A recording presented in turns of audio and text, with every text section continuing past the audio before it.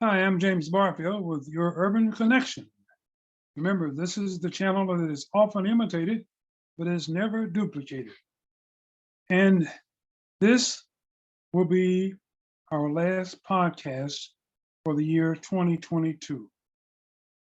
And I want to say this. I want to wish each and every one of you a happy Thanksgiving. I'm sorry, New Year's. Now, I don't mean just New Year's Day. I mean the entire year 2023. Now, I want to say this to you. This, for us, is the completion of one full year of podcasting here on Your Urban Connection. And I want to say thank you to each and every one of you that has made Your Urban Connection the number one urban podcast in the state of Kansas. So thank you, and I promise you, our second year will be much better than the first. Next year, I will be bringing you more information, more education, and more for you to think about, talk about, and act upon. Okay? Now, this show, I'm going to do something that I have hesitated to do. But finally, after watching every other podcaster almost in America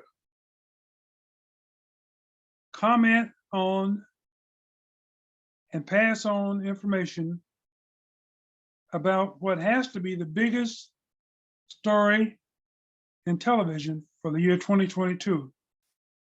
And that is the affair that is taking place and has taken place for several months, anyhow, if not years, between TJ Holmes and Amy Robach on Good Morning America 3. Now, I wasn't going to comment on this because there's been an awful lot of rumor and innuendo been passed around, passed about, talked about. But I think now I finally have a firm grasp on where this is headed. And so I'm going to offer my 2 cents. Now, I'm going to start off by saying this has been one of the worst, nastiest, disrespectful affair I've ever seen. It, in the words of one other person on another network, this is a mess.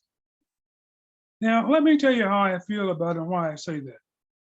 In the first place, I think that TJ and Amy Robach both have shown a total lack of respect, a total lack of integrity by their behavior. Now, let me tell you why I say that, ladies. I, like you, have seen plenty of affairs. 99% of them were handled totally differently than this one.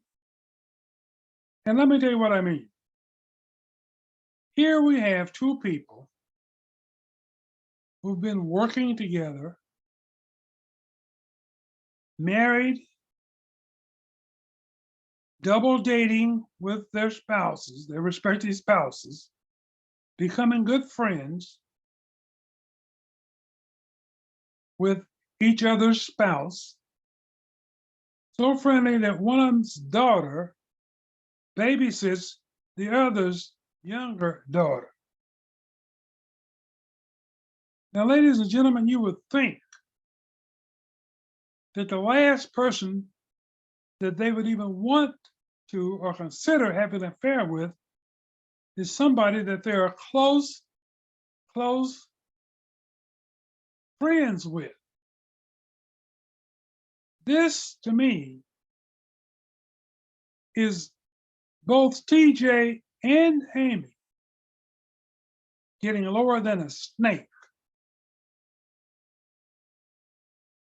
Now, not only were they good friends with their spouses, their respective spouses, they double dated frequently. I've seen clips of TJ talking about Amy's husband, what a good friend he was, what a good man he was.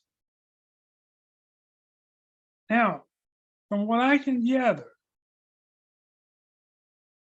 the producer that TJ was having a 3-year affair with was a friend of Amy's. And like I said, we know that the wife of TJ considers herself a friend of Amy's. Now, here's where it gets kind of messy. Both the producer who TJ was having an affair with from 17 to 19 or whatever, they confided in, to the best of my knowledge, only one person about their affair. When I say there, I'm talking about the producer, Miss Singh, and TJ. Miss Singh was married and TJ was married. But they confided in Amy Robach about their affair. Now, when Miss Singh would talk to Amy about her relationship with TJ, it is alleged that she said she was thinking about breaking up with TJ. And Amy encouraged her, no, don't break up with him. Don't break up with him. And then later on, once Miss Singh was discovered by TJ's wife to be having an affair with TJ, she then talked to Amy about leaving. About trying to make up, trying to repair the damage. And Amy told her, no, you should leave him. You should leave him because he'll just keep cheating on you. Now, ladies and gentlemen, this is not funny. This is showing what I believe to be, on the part of Amy, an attempt to get Miss Singh to stay with him in an effort so that TJ's wife could discover their relationship. And then to get his wife to leave him. Now, all of these you put together, and this is, to me, certainly a plan by Amy to get TJ in trouble with both Miss Singh and his wife, so it would be easier for her to commence her planned relationship with TJ. Now, folks, there's only one word for that. What she's doing. And that word is conniving. Conniving. So now let me tell you what brought me to the point of actually doing this show, where I hesitated for 5 weeks or whatever it's been now. The filing on Wednesday by TJ to divorce his wife after she refused to do so, after discovering, after the thing went public, and she's got all the pictures, she's got all the proof that she needs, she refuses to file for a divorce. Now, this woman is an attorney. So she really doesn't need any advice from me. But she's not a natural born citizen of the United States. So what I think is that she's not familiar with the American justice system. Because I'm going to tell you where I think she should be going with this, where what I think she should have gotten the jump on TJ and Amy. Now, let me tell you where I'm going with this. She's got all the proof, she's got all the information, she's got all the documentation she needs to have a successful divorce. But here's what I would have done, and I would encourage her to do, or I would have. It might be too late now that he's filed the papers. But TJ has a net worth of about 3.5, $3 to $3.5 million. Amy Robach has a net worth of anywhere from 47.5 to $50 million. So now she could have filed a divorce and gotten probably half of TJ's value, his income. But why settle for, if she got, let's say he's worth 3 million, so she gets $1.5 million. Why settle for that? Why not go after Amy and the 47 to 50 million and get 20, 25 million? Now, how could she have done that, you say? It's very simple. She could have beat TJ to the punch and Amy by filing a lawsuit for alienation of affection. That's right, alienation of affection. Now, by doing this, she's not filing for divorce because, really, I think by her not filing for divorce, I still think maybe she was naive enough to believe that there was still a chance for she and TJ to get back together. But by filing an alienation of affection has nothing to do with a divorce. But it's a winnable case, and I've seen it won before. Now, there's about 7 states where you can still do this. It's still legal. Alienation of affection, or sometimes it's called the Homewrecker Act. And she could have done this.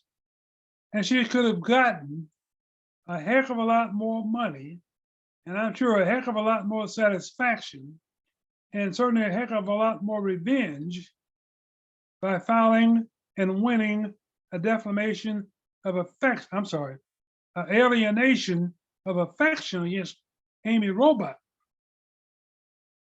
And then in doing that, I think that ABC would have taken care of TJ Holmes by completely axing him and relieving him of any duties at ABC. Because let's face it, the president of ABC first said they hadn't violated any laws. Well, I've read the contract that they signed, and that's not true. That is why the Walt Disney people are having this internal, external investigation, because of the fact the morality clause in that contract that they signed clearly stipulates that while you're an employee of ABC and Good Morning America, you will do nothing that will bring shame or harm to ABC. And they were put off the air because they brought shame to ABC. So there's a clear violation of the contract right there. But I say this: if you're going to have an affair, don't have an affair with somebody that you're friends with, somebody that you're double dating with, somebody that you're leading on to make them think you're a friend, and you have eyes all the time for their spouse. I don't care if you're man or woman. That is shameful, downright, low down, dirty, and as I said, lower than a snake. I wouldn't trust you as far as I could throw you, either one of you. This is outrageous. And in my estimation, they both should have not been suspended. They both should have been fired, relieved of their duties by now. It's been almost a month. They've been off the air since December the 2nd. Today is December the 31st. How long does it take for you to do an internal and external investigation? You've got plenty of staffers there that knew what the heck was going on before this was publicly revealed. You've got Robin Roberts, the top dog at Good Morning America, approached them in 2017 and said, knock it off, stop it. But here you have it. They do what the hell they want to do. You know, both of them are serial cheaters. Both of them. TJ, a serial cheater with Good Morning America staffers. That's a clear violation of the morality clause. So, you know, this is something, like I said, that I didn't want to wade into. I didn't want to get into it because there were too many rumors, too much innuendo going on, and I didn't want to wade into it. But like I said, every podcaster on YouTube has provided their 2 cents. Some of it is good, some of it not good, some of it believable, some of it not believable. But every one of them has provided some input into this story. So I'm the last one to do it, and for a very good reason. I didn't want to wade into all the rumors and innuendo. But now the facts are coming out. And the straw that broke the camel's back for me was when TJ chose to not spend Christmas with his 7-year-old daughter and go spend Christmas with his mistress. That is shameful. That is disrespectful.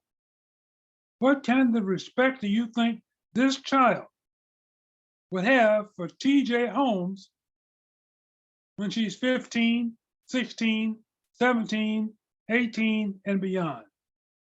She will never forget Christmas 2022 when her dad turned his back on her to go be with his mistress, turned his back on her mother to go be with his mistress. She will never forget it, ladies and gentlemen. I guarantee it.